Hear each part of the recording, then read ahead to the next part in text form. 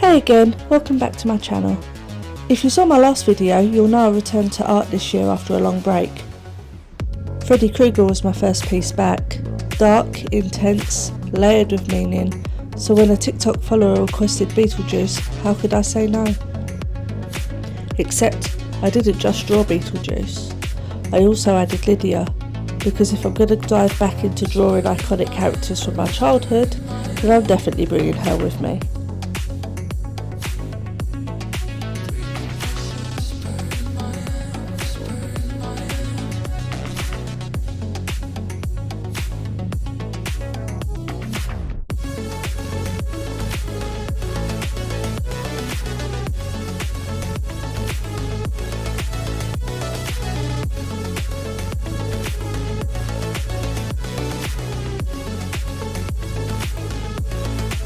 Beetlejuice was another film I was probably way too young to be watching, but it stuck with me.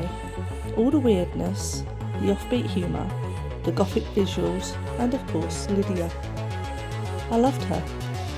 This solitary, morbid, sarcastic teenager in black, living in a world where nobody quite gets her. That quiet defiance, the way she observes before speaking, how she sees what others can't. Even as a kid, I got it. Lydia felt like the first girl I saw on screen who made it okay to be different, to be a little bit odd, a little ghost obsessed, a little me.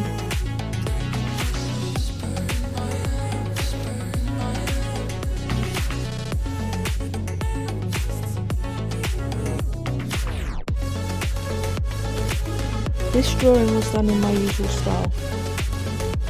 Stylised realism that leans more towards realistic detail, using coloured pencil. I started with rough outlines, blocking in the shape of Beetlejuice first, all his twisted energy and chaotic detail. His face, his grin, the mess of green slime and yellow teeth. Everything about him screams unhinged, and I love that from a drawing perspective. So many textures, so many unpredictable edges. It really let me play. Then came Lydia, calm, watchful, layered in tulle and contrast. Wearing that iconic red wedding dress, she's haunting in a completely different way, balancing Beetlejuice's madness with her quiet intensity.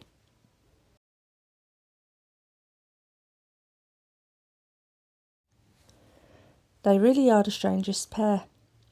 One is a walking trash fire in a pinstripe suit, and the other is this emotionally intelligent teen with a camera and a ghost problem.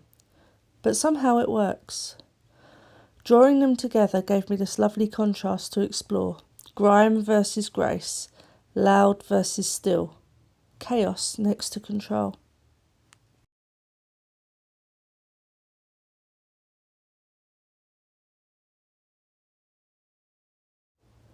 The original request was just for Beetlejuice, and honestly, I would have had fun with that alone, but adding Lydia made it more personal, more challenging, and it gave me the space to bring a little of myself into the picture.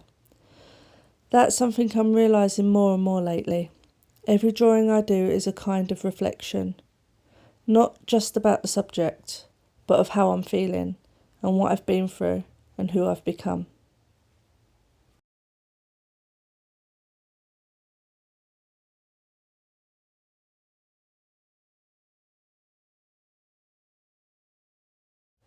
This piece took me about 17 hours altogether, but that time wasn't all in one go.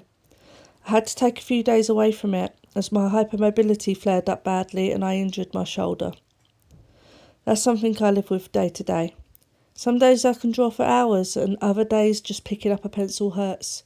But I keep coming back because even on the worst days, creating gives me something that pain can't take.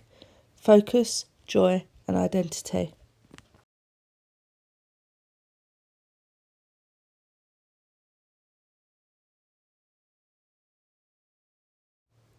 Technically, this piece was all about contrast. Lydia's soft tulle layers, pale skin and sharp cheekbones. Then Beetlejuice, All shadows, blotchy skin, grime and grit. The biggest challenge? Capturing Beetlejuice's expression without making it too cartoonish and getting Lydia's eyes just right. I had to say everything without her even moving.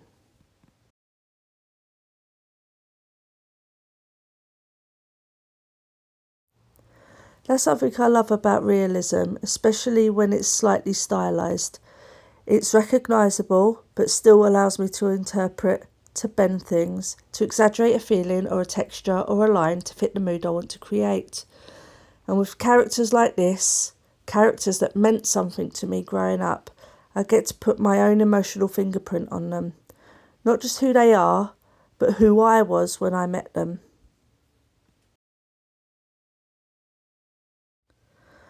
I know I'm not the only person who grew up feeling like Lydia, watching the world go by while feeling like you were just slightly out of sync with it. Seeing things that others didn't, wanting things that others couldn't understand. So if you're watching this and thinking, yep, that was me too. Hi, I see you. You're not alone.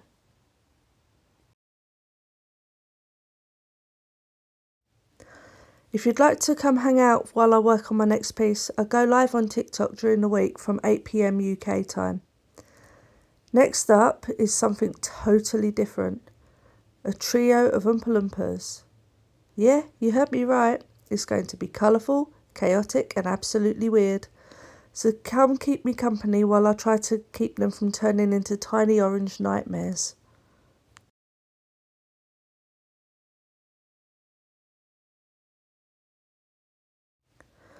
This Beetlejuice and Lydia piece reminds me of why I love doing this.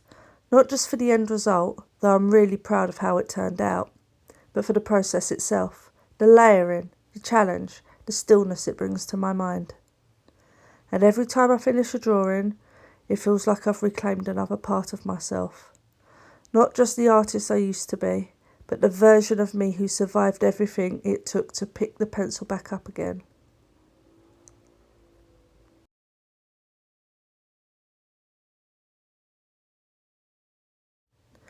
If you're here because of your love for Beetlejuice or because you love art, thank you. And if you're someone who's been through a lot lately, who's just trying to find that little space to breathe again, I really hope this video gave you a moment of peace, or weirdness, or comfort, or perhaps all three.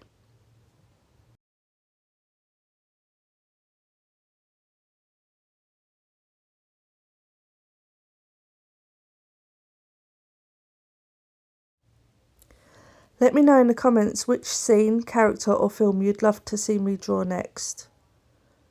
Requests genuinely inspire me, and I'd love to include more of what you love. If you enjoyed this video, please like, follow and share it with someone who gets it. It really helps me keep making things and reaching the people who need to see them.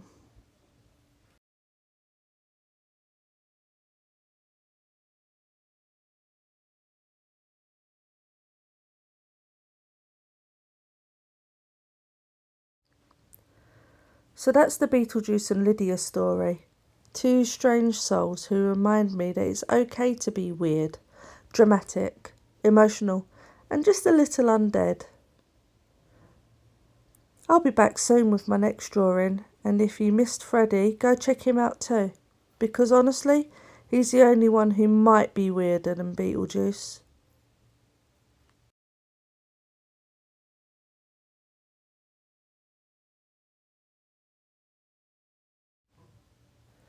Thanks for watching and for being here.